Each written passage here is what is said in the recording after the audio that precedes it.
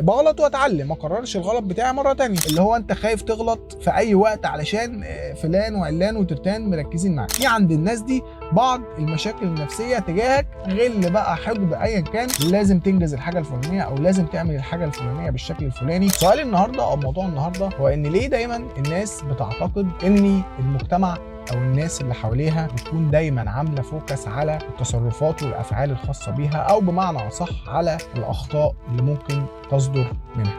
ده ان شاء الله يكون موضوع فيديو النهارده.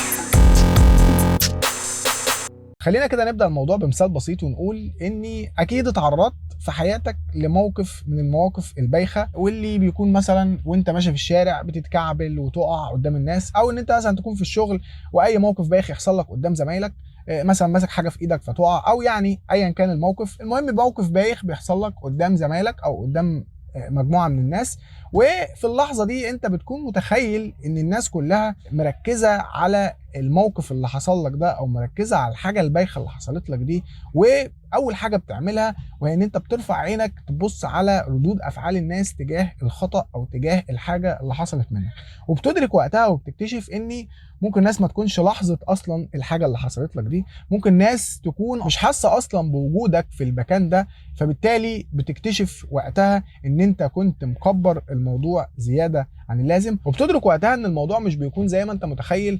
وبغض النظر عن المثال البسيط اللي انا قلته ده، ولكن في الحقيقه احنا ممكن نكون فعلا بنبالغ بشكل كبير في نظره او في اعتقادنا لنظره الناس لافعالنا او لتصرفاتنا، او بمعنى صح الاخطاء اللي ممكن تحصل مننا، مع وضع في الاعتبار برضو ان الاخطاء او الحاجات دي بتحصل مننا مش تجاه الناس دول. يعني برضو علشان بس نكون منصفين، الموضوع ملوش علاقه بان انت تخطأ في حق شخص معين، او ان انت تخطأ في حق حاجه مطلوبه منك مثلا في الشغل فتقول المدير مركز معايا ليه. لا، انا مش قصدي على الموضوع ده. يعني الموضوع بره نطاق ان انت تكون او التصرف اللي حصل منك ده او الفعل اللي حصل منك يكون خارج نطاق بعض الاشخاص اللي موجودين في حياتك، او خارج نطاق العمل او المهام اللي بتكون مطلوبه منك في العمل او في الشغل. ويمكن 95% من الناس اللي حواليك ممكن ما تركزش اصلا، او ممكن ما تاخدش بالها اصلا من الاخطاء اللي بتحصل منك. ويمكن برضو ال5% التانيين اللي ممكن يلاحظوا الاخطاء اللي بتحصل منك بتكون مجرد ملاحظه عابره وبتتنسي كمان مع الوقت. انت بس اللي جوه تفكيرك او جوه دماغك ان الناس اللي حواليك مركزه زياده عن اللازم مع التصرفات او مع الافعال اللي بتحصل منك، او زي ما قلنا بمعنى صح مع الاخطاء اللي بتحصل منك. طبعا ده باستثناء برضو، علشان نكون وضحنا كل حاجه، ده باستثناء بعض الناس اللي بتكون موجوده في بيئه العمل او في اي مكان، والناس دي بتكون في ما بينك وما بينها بعض المشاكل، او في عند الناس دي، مش شرط تكون بينك وبينها، في عند الناس دي بعض المشاكل النفسيه تجاهك، غل بقى، حقد، ايا كان. فالحاجات دي بتتسبب في ان الناس دي تتصيد لك الاخطاء وتكون مركزه زياده عن اللازم، واكتر كمان ما هي مركزه في حياتها بتكون مركزه على التصرفات او على الافعال اللي انت بتعملها، سواء كانت صح او سواء كانت غلط. طبعا برضو دي حاجه يعني خلينا حاطينها في الحسبان، ولكن احنا مش بنتكلم في الموضوع ده. ممكن الموضوع نعمل له فيديو تاني، ولكن احنا دلوقتي الفيديو بتاع النهارده هدفه ان احنا نقول ان الاعتقاد او التفكير او الجزء الخاص بيك انت اللي هو نظرتك للمجتمع، وان المجتمع بينظر ليك ازاي، وكمان المجتمع او الناس بتشوف الافعال والتصرفات او الاخطاء اللي بتحصل منك ازاي، هو ده موضوع فيديو النهارده. ويمكن في حاجات كتير ممكن تتسبب في ان انت تكون بتبالغ زي ما قلنا في نظرة الناس ليك او نظرة الناس لتصرفاتك. ويمكن من ضمن الحاجات دي ان انت تكون اتعرضت كتير لبعض الناس اللي احنا لسه قايلين عليهم من شويه، اللي هي الناس اللي عندها مشاكل وهي بتقعد تتصيد لك في الاخطاء. تعرضك بشكل مبالغ فيه للناس دي وعدم قدرتك على التعامل بشكل صحيح مع الناس دي ممكن يوصلك في النهايه ان انت تحصل لك مشكله، وتكون دايما في اعتقادك ان الناس كلها مركزه عليك، الناس كلها مركزه على تصرفاتك، الناس كلها مركزه في حياتك، زي ما الشخص ده او زي ما الاشخاص اللي حواليك دول ادوك انطباع عن الموضوع ده من خلال تصرفاتهم، من خلال الامراض النفسيه اللي عندهم تجاهك. يمكن دي واحده من اهم الاسباب اللي ممكن تكون سبب في ان هي توصلك للموضوع ده. برضه ممكن يرجع السبب في الموضوع ده ان انت ممكن تكون اتعرضت في موقف ما في حياتك او في مواقف كتير في حياتك ان انت اتحط عليك ضغط زياده عن اللازم، سواء كان في اي حاجه، سواء كان في الاسره او في الشغل او في اي حاجه في حياتك، ولكن اتحط عليك ضغط زياده عن اللازم لازم تنجز الحاجه الفلانيه او لازم تعمل الحاجه الفلانيه بالشكل الفلاني، وضغوطات زياده عن اللازم، مش الضغط الطبيعي اللي يساعدك ان انت تنجز شغلك، ولكن الضغط زياده عن اللازم لفتره كبيره او لمواقف كتير. طبعا ده برضو بيخليك دايما حاسس ان انت مش قادر تعمل الافعال بتاعتك، او الافعال بتاعتك او التصرفات بتاعتك مش نابعه من جواك. انت مش بتعمل كده علشان مثلا المفترض ان الشغل او الحاجه اللي انت بتعملها دي ترضي بيها ربنا، او ان انت علشان شغال او عشان انت بتدرس في الحاجه الفلانيه فانت بتعمل حاجه فلانيه. انت خرجت من النطاق ده وبتعمل الحاجات دي علشان حاجه تانية خالص، وهي ارضاء الناس دي. ودايما بتكون حاسس ان انت زي ما قلنا متكتف، دايما حاسس ان انت الناس بتراقبك، اللي هو انت خايف تغلط في اي وقت علشان فلان وعلان وترتان مركزين معاك. طبعا الكلام ده مش بيكون صح، ولكن كتر ما انت تعرضت لبعض الحاجات دي بتوصلك ان انت تكون معتقد الاعتقاد ده. كده احنا قلنا ان زيادة تعرضك للمواقف اللي هي بتكون مضغوط فيها او اللي تعرضت فيها لضغط ما من بعض الاشخاص، سواء كان زي ما قلنا احنا مش محددين حاجة معينة، سواء كان في الشغل او في الاسرة او في دراستك او ايا كان الموقف اللي انت تعرضت فيه، ممكن يكون سبب كبير في ان انت تبالغ في نظرة الناس للتصرفات بتاعتك او الافعال بتاعتك. برضو قلنا من ضمن الحاجات اللي ممكن توصلك للموضوع ده وهي فكرة ان انت تتعرض لناس كتير في حياتك، من هي الناس اللي هي عندها بعض المشاكل تجاهك، تلاقيها مركزه زياده عن اللازم في التصرفات بتاعتك، وده بيكون نابع زي ما قلنا من غل، حقد، بعض المشاكل النفسيه تجاه الشخص ده. برضه يمكن من ضمن الحاجات اللي تكون سبب مع الاسباب دي وهي فكره ان انت تكون بتفكر كتير في كل حاجه، يكون عندك اوفر ثينكينج في كل حاجه بتحصل حواليك.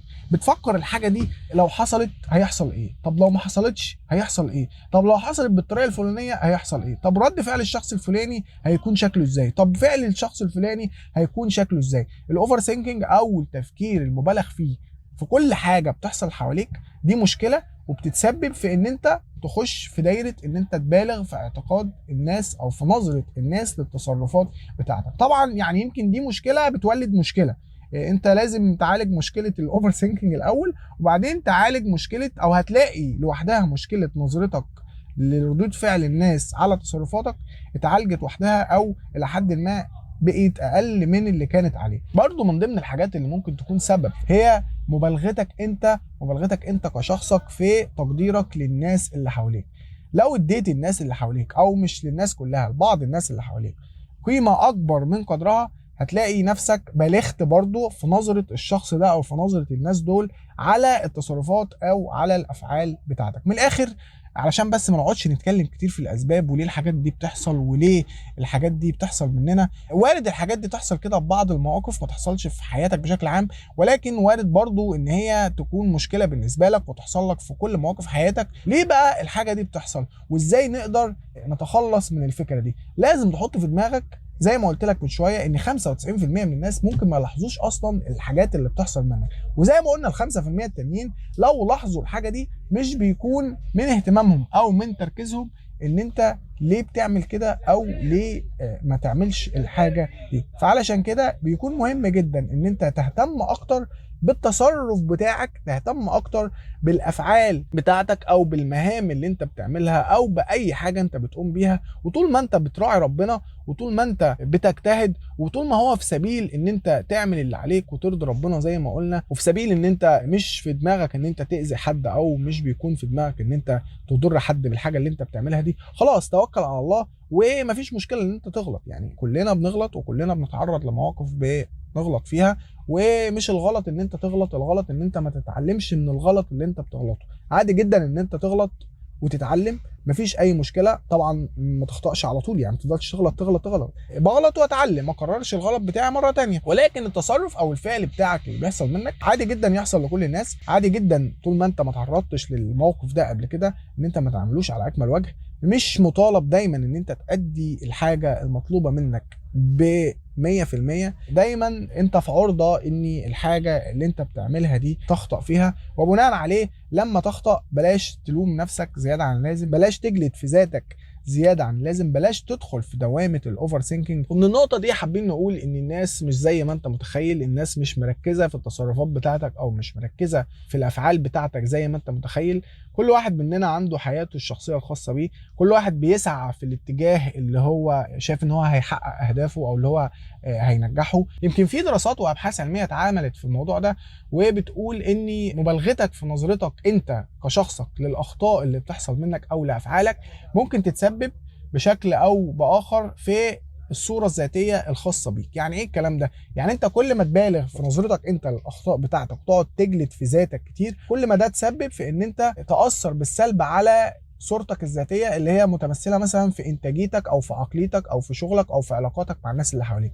تخيل بقى دي نظرتك انت للاخطاء بتاعتك او نظرتك انت لافعالك، ما بالك بقى من نظره المجتمع اللي انت بتكون متخيلها واللي هي مش بتكون موجوده للتصرفات بتاعتك او لافعالك. طبعا بتدخلك في مشاكل ودوامه كبيره، منها القلق والتوتر، وكمان اصعب من كده ان انت تدخل في عزله اجتماعيه وما تبقاش عاوز تتعامل مع الناس اللي حواليك او ما تبقاش عاوز تحتك مع المجتمع الخارجي. وده علشان انت في اعتقادك دايما ان مجرد ما تحتك بالمجتمع الخارجي المجتمع كله عامل فوكس عليك او مركز مع التصرفات بتاعتك، وانت مش عايز تخطأ علشان بتجلد في ذاتك لما الناس دي تنظر ليك نظره مش كويسه لما انت تخطأ. طبعا كل الكلام ده مش بيكون موجود على ارض الواقع، الكلام ده كله بيكون موجود بس في عقليتك او في دماغك، لكن الواقع او الحقيقه طبعا مش بيكون بالشكل اللي انت متخيله. ده كده كان فيديو النهارده، اتمنى ان اكون وصلت المعلومه وافدت الناس بالقدر الكافي، واشوفكم ان شاء الله في فيديو جديد.